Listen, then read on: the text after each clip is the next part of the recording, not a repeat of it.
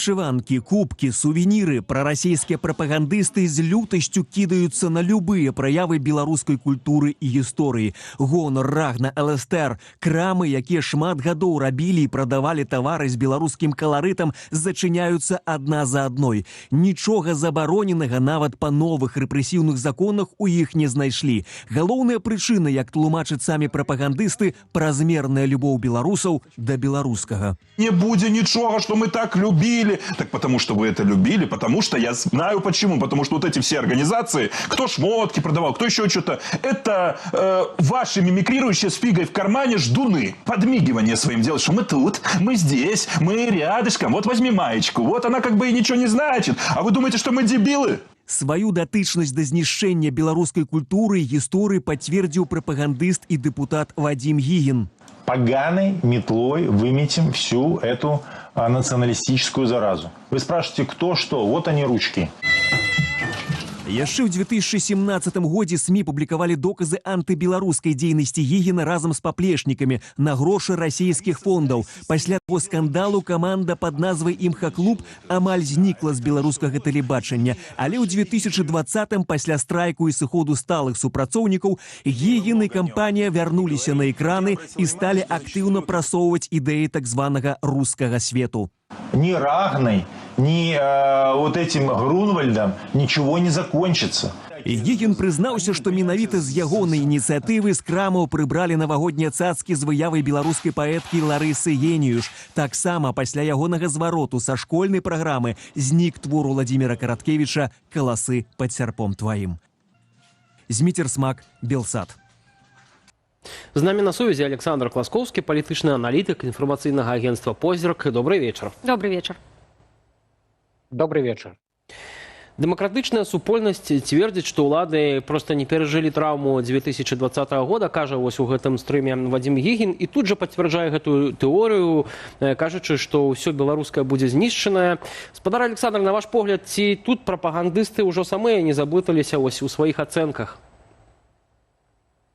Ну, сапраўды, як бы яны не адмаўлялі, але насамрэч іх, скажем так, калбасіць усё ад 20-го года. Яны ніяк не могуць забыць той уздым народу, той масавы пратэст. І хаця яны вось цяпер душаць беларушчыну ў такіх яе праявах, як вось продаж, напрыклад, нейкіх сувеніраў, там ці шотак з нацыянальнай сімволікай, яны ў душы разумеюць, што ўсё адно мазгі людзям яны не пераробяць. І з тых, хто выходзіў у 20-м годзе, прыхільнікаў сістэмы не зробіш у кожным разе. Таму гэта вось бяссільная злоба, як некалі казала савецкая прапаганда.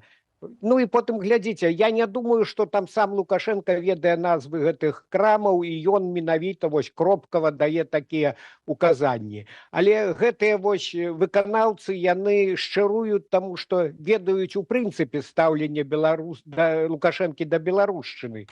Гэта чалавек з савецкім мысленнем, што ён не раз яскрава паказваў. Потым я згадваю пачатак ягонага прэзідэнцтва, тады галоўным ворагам для яго быў Беларускі народны фронт, і вось яшчэ адсюль асаблівая нелюбоў і ненавісць, можна сказаць, да ўсяго беларускага. Так што гэтыя вось прапагандысты, яны ведаюць, што самы галоўны начальнік іх за гэта не тузане, не паставіць на месца, не зробіць нейкую вымову, то бок яны шчыруюць, ведаючы, што ім дадзены на гэта карт-бланш. Але яшчэ раз паўтаруся, ўсё адно я упэўнены, што беларушчыну такім чынам не задушыш, і людзі ўсё адно будуць трымаць яе, захоўваць яе ў сваіх сэрцах. Спадар Александр, дозвольте еще одну цитату Азаронка. Он кажа: «Не будет здесь никакого гонору, а будет нормальное беларускае достоинство». Калі мы кажам пра незалежнасць краіны, то вельмі часта любіць падкрэсліваць, што Лукашенко захоўвае незалежнасць краіны. Але мы все выдатна ведаем, што незалежнасць гэта не толькі асобная тэрыторыя, асобная назва і прэзідэнт краіны. Гэта таксама і тыя каштоўнасці, якія нельга памацаць, у тым ліку і мова, і культура. І ці сапраўды можа захоўвацца ў такім выглядзе з выкрэсленым гонарам, з выкрэсленай культурай краіна? Ну, па-першае, вось вы працытавалі гэту фразу прапагандыста, гэта можна разглядаць як знявагу беларускай мовы, таму што беларускае слово гонар для яго нейкае брыдкае, ён перакладае гэта на імперскую мову, достоінство.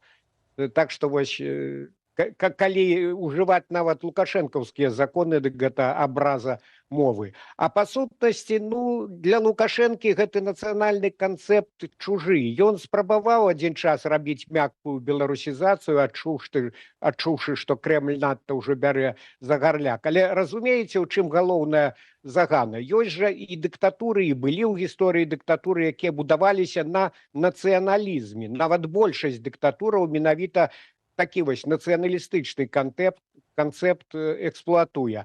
Але Лукашенко ад пачатку зрабіў стаўку на так званую братнюю інтэграцыю з Расіяй.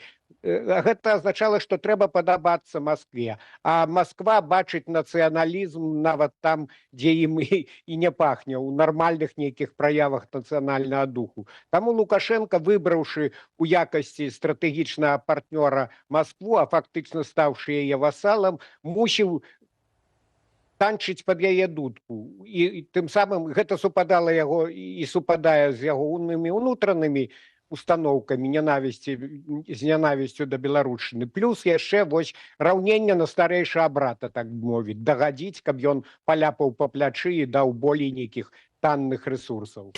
Усе гэтыя факты ці не пацвярджаюць тое, што Беларусю кіруе проста акупацыйная адміністрацыя?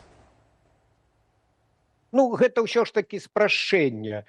Таму што Лукашенко пры ўсім пры тым мы бачым, ён манеўруе. Так, ён пасля 20-го года і асабліва пасля 22-го года, калі стаў саўдзельнікам агрэсіі, ён сваю залежнасць ад Масквы вельмі катастрафічна падвысіў. Але ж мы бачым, што яму вось з Пуціным, так бы мовіць, у адным акопе няўтульна. Ён манеўруе, ён спрабуе і з Трампам там амерыканскі гэты трэк неяк развіваць, і еўрапейскіх эмісараў запрашаюць у Мінск, і з Кіевам, як высвятляецца, закулісныя ідуць перамовы. То бок, канешне, ён чалавек, які адданы не нацыянальнай ідэі, але які шалёна любіць уладу. І з гэтага гледзішча ён манеўруе, каб не аддаць вось гэтую тэрыторыю, гэта, як ён кажа, клачок зямлі Маскве. Таму іншым разам ён усё ж такі упарціцца гэтым імперскім імкненнем Масквы. Але, канешне, тут загана менавіта вось у тым, што ён зрабіў у свой час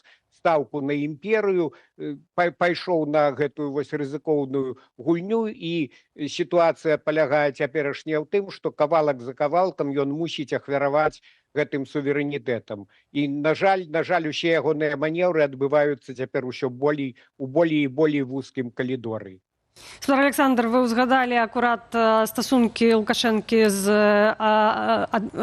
амерыканцамі, і калі мы бачым апошнюю дастаткова такі моцную хвалю прэсінгу, калі прыходзяць ізноў жа да журналістаў, якія да родных журналістаў, напрыклад, да шмат каго, хто выехаў, мы маем цяпер выпадкі закрыцця крамаў. Ці гэта не такі сігнал, што ну давайце ўжо прыпыніліся нібыта стасункі з амерыканцамі, мы тут заціснем, каб можна было паказаць, што калі дыялог сапраўды спыняецца, то мы можам адкаціць і зрабіць яшчэ горш. Ну, у нас пакуль што няма нейкіх такіх важкіх сведчанняў, што гэты дыялог з Вашынгтонам, з камандай Трампа спыніўся. Так, ён трошкі затармазіўся, відаць, таму што мы ведаем, што ў траўні Джон Коул, спецпрадстаўнік Трампа, мусіў прыехаць у Мінск. Але потым ён у сацыяльных сетках некалькі разоў пацвердзіў, што работа працягваецца. І я думаю, што гэта сапраўды працэс, у якім нават Лукашенко болей зацікаўлены, чым Трамп. Таму ёсць спадзеў, ёсць падставы меркаваць, што ўсё ж такі адбудзецца праз нейкі час вызвалення чарговай групы палітзняволеных. Тут іншая рэч, што, вось як кажуць дасведчаныя крыніцы, лукашэнкаўцы сталі занадта шмат прасіць, то бок яны ўсё болей жорстка таргуюцца, таму што разумеюць, што вось ужо некалькі соцень вызвалена, а асноўныя санкцыі яшчэ не знятыя. Была спроба яшчэ і Еўропу неяк пры дапамозе Вашынгтона прагнуць, але не надта гэта ўдалося. То бок усё ж такі працэс гэты павінен, на маю думку, прадоўжыцца. А тое, што вось такія рэпрэсіі, там гэтыя крамы, што гандлююць беларускай сімволікай, зачыняюцца, ну, я думаю, што для адміністрацыі Трампа гэта такая сітуацыя ніжэй за радары, як кажуць, таму што не сказаць, каб Трамп і ягонае атачэнне надта пераймаліся правамі чалавека. У іх дамінуе такі транзакцыйны падыход. Бачым, што сапраўды ўладаў непакоіць вось гэтая траўма 20-го году, і цяпер уважліва сочаць за сацыяльнымі сеткамі, за тым, што беларусы там пішуць. Спікер палаты прадстаўнікоў, так звана Ігор Сергіенка, кажа, што ну, вось трэба зніжаць незадаволенасць грамадства, калі яна з'яўляецца, і даручыў дэпутатам там ездзіць па гарадам, па вёскам, размаўляць з людзьмі. На ваш погляд, вось гэтая праца, гэты заклік Сергіенкі, ён больш абернецца нейкімі метадамі запужвання беларусаў, ці сапраўды дэпутаты будуць спрабаваць там разабрацца ў нейкіх сітуацыях, у нейкіх праблемах і спрабаваць вырашаць гэта ўсё? Я думаю, што гэта ў пэўнай ступені такі дзяжурны наказ на дарогу, каб не білі лынды проста дэпутаты, там з'ехаўшы ў свае акругі. Але разам з тым гэта сімптом таго, што ўлады адчуваюць, што ёсць прычыны для незадавальнення насельніцтва, асабліва ў глыбінцы. Яшчэ ў сталіцы болей-меней, і заробкі вышэйшыя, і ўсе даброты цывілізацыі, а недзе ў глухой вёсцы, вядома ж, як там, калі гэта аўталаўка прыедзе раз на тыдзень, дык гэта ўжо цуд, гэта ўжо свята. І заробкі малыя там, і працы не хапае. Ну і што можа гэты дэпутат? Сергіенка сказаў, нясіце праўду, вось, даводьце там лінію партыі і ўраду, як раней казалі. Ну, але ад гэтага ж заробкі не павысяцца. Калі няма працы, няма працоўных месцаў, то гэты дэпутат іх не створыць. Увогуле, сістэма беларуская, яе спецыфіка такая, што незадаволенымі найперш займаюцца сілавікі. Таму што, вось глядзіце, узбекі, група іх, там 250 чалавек прыехала на Віцебшчыну, як вядома, яны запісалі вось гэта відэа з расчараваннем, са скаргамі, што заробкі аказаліся ніжэйшыя, чым там у іхных кантрактах было прапісана. І сёння я гляджу, хто галоўны спікер на гэту тэму? Міністр унутраных спраў Кубракоў. Так што усіх нармалізоўваюць вось такім чынам. Яшчэ ёсць прапанова з боку прапаганды вось абмежаваць доступ да сацыяльных сетак. Гэта мы ўжо чулі раней ад спадарні Качанавай. Спадар Александр, ці сапраўды наважыцца ўлады, каб ну, вось, рабіць такія радыкальныя крокі, абмяжоўваць доступ, ну і, канешне, караць адміністрацыйна, а можа быць нават паводле крымінальнага заканадаўства за нейкага кшталту скаргі, там вось тое, што людзі любяць так зараз записываць у тиктоку? Ну, караць гэта заўжды з задавальненнем. Тут, як вядома, машына працуе на поўную моц, і такія прэцэдэнты ўжо былі. Хаця адзін час улада ўсё ж такі, відаць, вырашыла, што ну, гэтыя сацыяльныя сеткі ўсё ж нейкая такая аддушына, нейкі клапан для выпускання пару. Я згадваю, што як перад 8 сакавіка, перад жаночым святам, Лукашенка у сваёй такой манеры фальшывай казаў, там, дарагія жанчынкі, калі нейкі мужик вас пакрыўдзіць, дык скардзіцеся ў тик-ток. Я кожную раніцу чытаю. Ну, незразумела, як можна чытаць тик-ток, мусіць нейкія раздрукоўкі яму кладуць з пераказам там нейкіх тэзаў. Вось. Ну, але факт тое, што ўсё ж такі, відаць, вось Коля, малодшы сын, трошкі, так бы мовіць, адукаваў Лукашенку ў плане інтэрнэту, сацыяльных сетак, што гэта не толькі памылка, як той старэйшы Лукашенко некалі казаў, што на гэтым і эканоміка трымаецца, і што многія людзі сядзяць проста дзеля забавы, і гэта, я думаю, што Лукашенко сам уже дапетрыў, што калі адабраць вось гэтую цацку, таму што ну, той самы тик-ток, тыя самыя трэц, там большы же контент ўсё ж такі забаўляльнага, скаргаў ці палітычных нейкіх тэзаў, выступаў там адносна невялікі адсотак. І адабраць вось гэту забаву ў людзей, гэта наадварот можа нават такога апалітычнага абывацеля раззлаваць. Так што тут палка з двума канцамі, так бы мовіць, і для мяне паказальна, што у красавіку вось была хваля, таксама прапагандысты крычалі заблакаваць YouTube. Тады, памятаеце, YouTube там выдаліў 3